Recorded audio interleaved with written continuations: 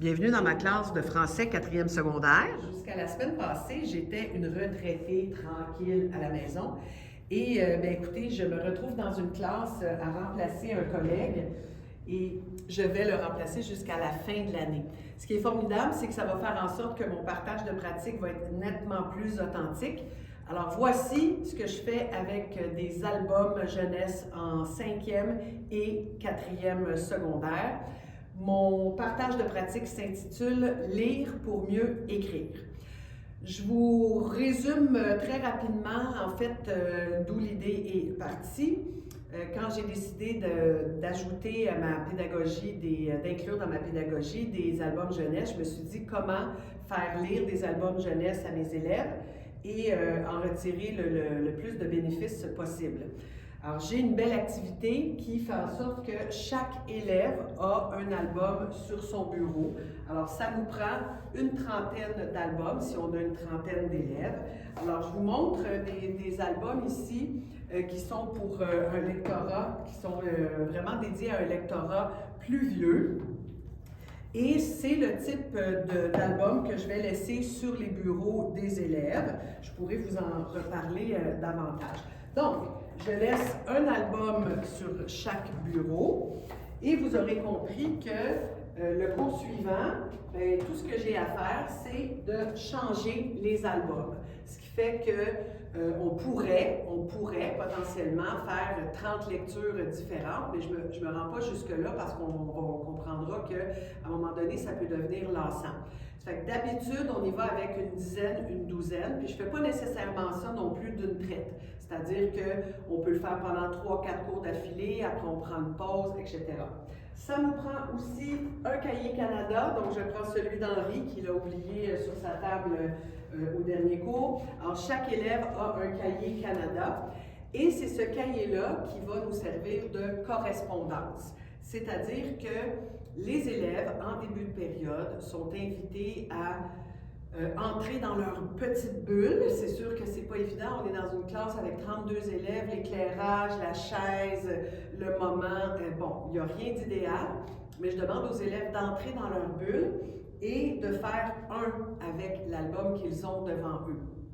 Et puis, c'est pas compliqué. Les élèves vont lire l'album et ensuite réagir, apprécier. On est vraiment dans la réaction et dans l'appréciation et vont carrément écrire dans leur cahier Canada leurs impressions, donc ce qui les a touchés, ce qui les a marqués, ce qui les a surpris, que ce soit positif ou non. Donc, dans un premier temps, on ne fait pas d'analyse exhaustive, on va vraiment chercher la réaction des élèves et leur appréciation, puisque je veux avoir un texte qui est authentique, hein, qui arrive rapidement.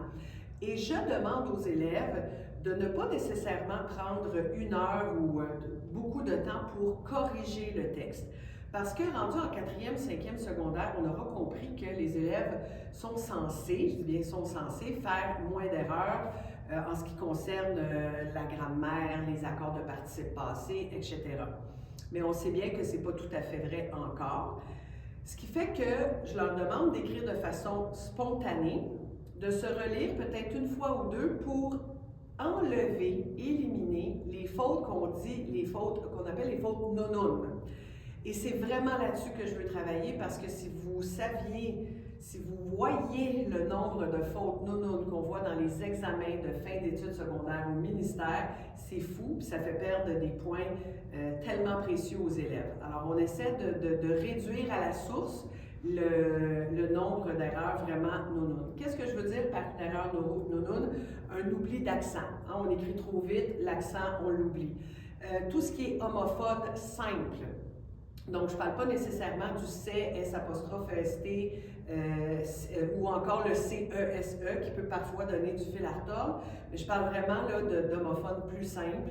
Les accords dans le GN, hein, les petits-enfants, or ça arrive souvent encore que les élèves oublient le S dans les accords. Bref, toutes ces fautes qu'on ne veut plus voir au 2e cycle, même en fait 3e, 4e, 5e secondaire, surtout pas en 5e secondaire. Bref, les élèves vont m'écrire un petit quelque chose. Le petit quelque chose, ça peut être 2 lignes, 5 lignes, 8 lignes, 10 lignes, 15 lignes, peu importe.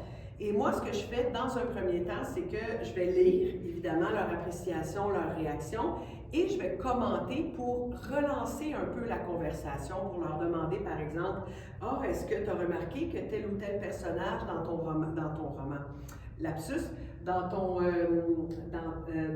album, avait dit telle ou telle chose qui aurait pu faire croire telle ou telle affaire. » Donc, je les relance, ce qui va créer entre nous une correspondance.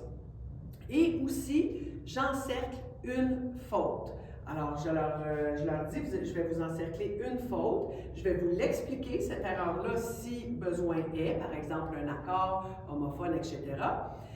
Et je ne veux plus la voir, cette erreur. Alors, là, les élèves sont invités à noter. Alors, je n'ai pas la feuille avec moi, je pourrais vous la montrer à la suite de cette vidéo. Donc, je les invite à noter leur erreur. Et cette erreur-là, une fois qu'elle est notée, qu'elle est consignée, qu'elle est expliquée, qu'elle est remâchée, elle sert d'aide-mémoire. Donc, à terme, les élèves auront potentiellement 10 erreurs, si je fais l'exercice 10 fois, auront 10 erreurs de moins dans leur rédaction. Bon, l'équation n'est pas si simple que ça à faire. Là. C'est pas, je vous avoue qu'il y a des élèves qui, dès la deuxième lecture, font la même erreur que celle que j'avais encerclée dans la première lecture. Donc, il n'y a rien de parfait. Mais c'est une sensibilisation. Je vous parle un petit peu plus tard, je vous laisse ici dans ma classe, je vous parle un peu plus tard de ce que je fais en oral et en grammaire et aussi en vocabulaire. À tout de suite.